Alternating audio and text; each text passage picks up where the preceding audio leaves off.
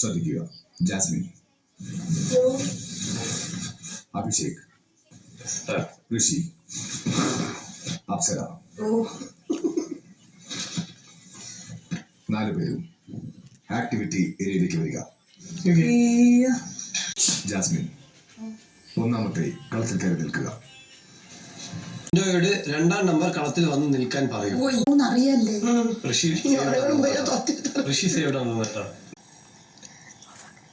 Jasmine 12-ാം number കളത്തിൽ 13-ാം number കളത്തിലേക്ക് നീങ്ങി. Card എടുത്ത ശേഷം ക്യാമറയിൽ കാണിക്കുക.